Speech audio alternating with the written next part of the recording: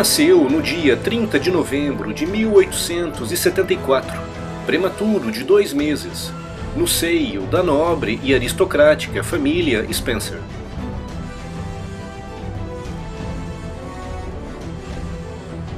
A sua mãe era a norte-americana Jennie Geron, filha do milionário norte-americano Leonard Geron, e o seu pai era o político britânico Lord Randolph Churchill.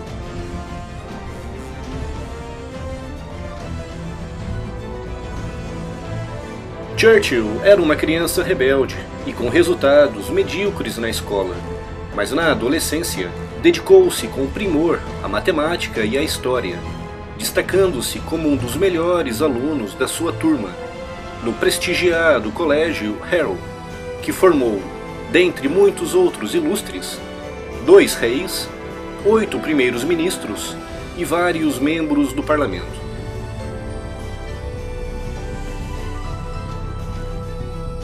Desde jovem apresentou um sério problema na fala. Os seus S's e Z's tinham um som arrastado, mas isso não o impediu de desenvolver um grande gosto pelo discurso.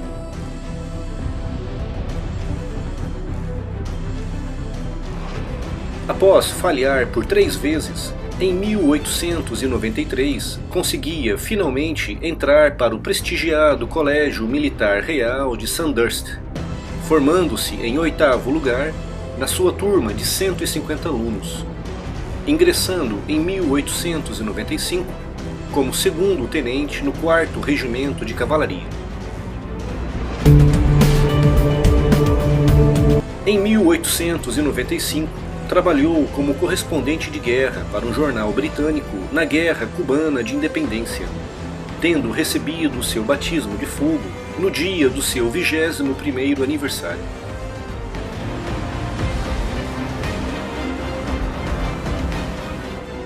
No ano seguinte, foi para Bangalore, onde permaneceria por 3 anos combatendo na Segunda Guerra Anglo-Afegã. Participaria de várias batalhas e escreveria diversos artigos para jornais e revistas inglesas.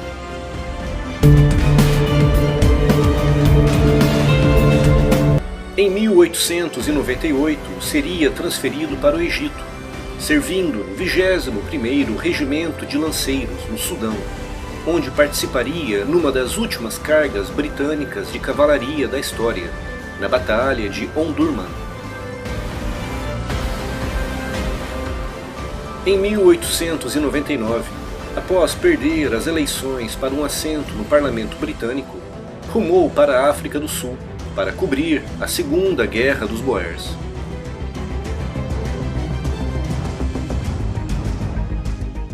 Durante a cobertura da guerra, foi capturado e preso, enviado para um campo de prisioneiros de guerra em Pretória, mas conseguiria fugir, percorrendo a pé cerca de 500 quilômetros. A sua história de fuga transformou-o num herói nacional.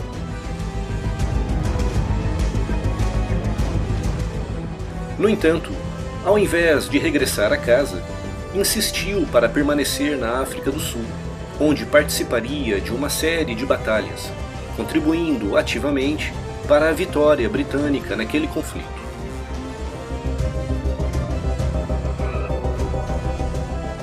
Regressaria para o Reino Unido em 1900, catapultado para a fama graças aos seus feitos militares e aos diversos artigos que escreveu nas guerras em que participou nos anos anteriores.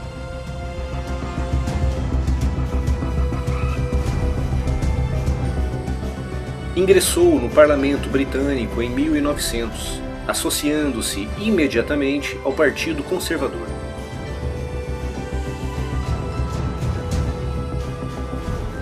Conheceu Clementine Hauser em 1904, com quem se casaria em 1908.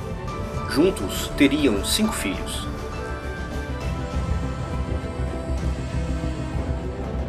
Em outubro de 1911, assumiu como primeiro Lorde do Almirantado, um dos cargos militares mais importantes do Reino Unido, visto ser o responsável pela poderosa marinha de guerra britânica. dedicou-se imediatamente à sua reestruturação e modernização. Neste posto, durante a Primeira Guerra Mundial, foi o principal arquiteto da desastrosa campanha de Galípoli em 1915, cujo objetivo era assegurar a estreita passagem de Dardanelos, a única saída marítima para o mar Mediterrâneo, para a Marinha Imperial Russa, estacionada no Mar Negro.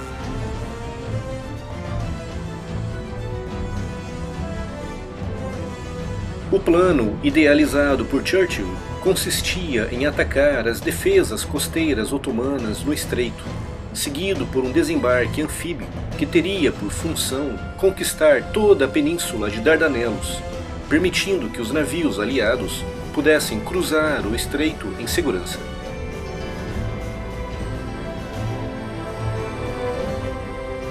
No entanto, apesar dos britânicos e franceses conseguirem desembarcar uma grande força na zona, os otomanos estavam muito bem entrincheirados e os seus poderosos canhões costeiros, protegidos no alto das escarpas, atacavam com liberdade os navios aliados.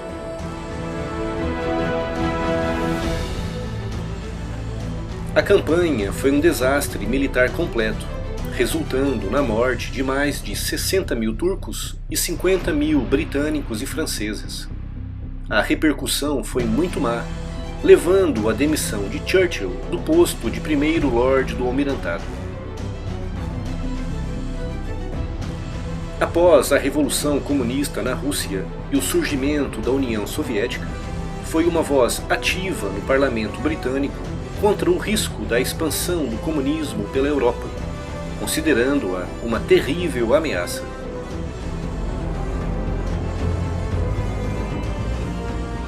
Nos anos 20, iniciaria um declínio na sua vida política, algo que se tornaria mais evidente após a derrota do Partido Conservador nas eleições gerais de 1929.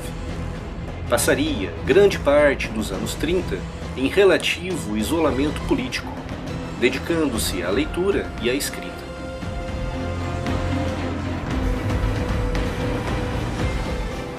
Durante os anos 30, apesar de afastado do governo, atacou publicamente o movimento de independência da Índia, através da publicação de longos e contundentes artigos.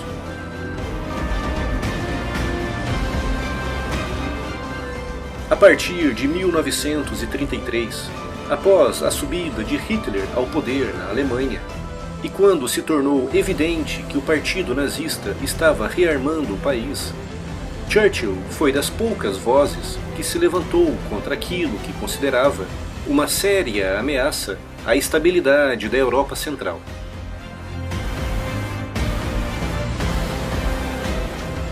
Vinha constantemente a público, alertando para a necessidade do Reino Unido se rearmar e se preparar para um conflito que considerava inevitável contra a Alemanha nazista. Também criticou fortemente o governo, principalmente o do primeiro-ministro Neville Chamberlain, pela sua passividade diante das exigências cada vez mais agressivas de Hitler.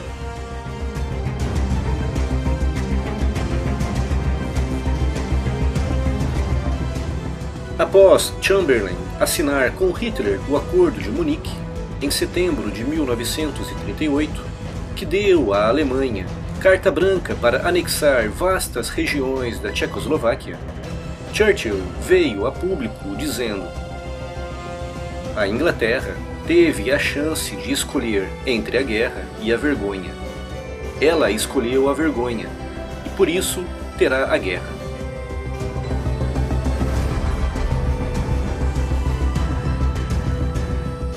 No dia 3 de setembro de 1939, no mesmo dia em que o Reino Unido declarava guerra à Alemanha após a invasão da Polônia, Churchill era novamente indicado ao posto de primeiro Lorde do Almirantado, a mesma posição que desempenhou durante a primeira parte da Primeira Guerra Mundial.